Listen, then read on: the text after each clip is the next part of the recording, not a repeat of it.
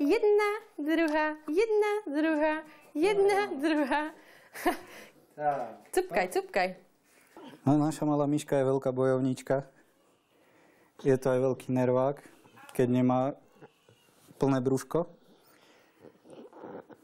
Ale strašne veľa cvičí. Myška má cca 10 diagnóz, hlavná je DMO, detská mozgová obrana, kvadruspastická forma s axiálnou hypotóniou. To má atrofiu mozgu, čiže ona má 20% zedného mozočku, čo súvisí vlastne aj s koordináciou a celkovým tými pohybmi, má také rozlietané rúčky. Myška sa narodila v 24. týždni, mala iba 650 gramov. Jedny deti narodené v 24. týždni sú v poriadku, iné ostávajú na vozíkoch. Po 3 mesiacoch nám ju pustili domov, keď mala niečo cez 2 kg.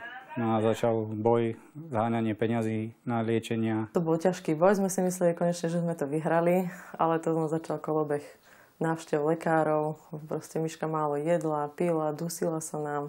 Myška. Myška napreduje len veľmi pomaličky. Najväčšie poškodenie je vlastne asi v mozgu, čiže tým pádom musíme vlastne všetko opakovať, stimulovať, pasívne s ňou cvičiť. Myšky najväčší problém, aspoň ja si tak myslím, že sú očka, nevidí, má dioptrie okolo 20 a nemá sa proste začín ťahať. Myslím si, že keby to dieťa videlo, tak určite by oveľa rýchlejšie napredovalo. To sme Myšičke urobili taký stimulačný kút, kde sme nalepili samolepiace fólie a také nálepky na stimuláciu zraku. Dali sme jej svetielka, kde vlastne ona reaguje a vie si do nich aj buchnúť. A vlastne takto sa jej stimulujú oči, sietnica. Myška má retinopatiu 3. stupňa, bola operovaná, keď mala 2 mesiace na očka. A teraz má vlastne ťažkú krátkozrakosť, že vidí len na veľmi krátku vzdialenosť.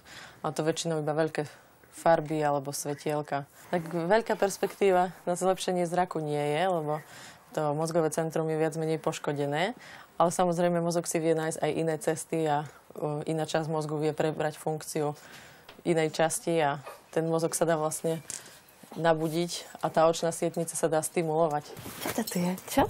Čo to tu je? No tak my to nevzdávame a stále stimulujeme. Teraz má Myška 4 roky. Narodil sa jej braček, ktorý si myslím, že bude to najlepšie, čo mohla dostať a myslím, že vďaka nemu bude napredovať. Lebo celkom dobre na ňo reaguje. Keď ich k sebe priložíme, tak ona spozornie, zbystrí, snaží sa ho pohľadkať, postískať. Kto plače? Myško plače? Myško plače? S malou Myškou sme absolvovali už viac pobytov v Adeli centre.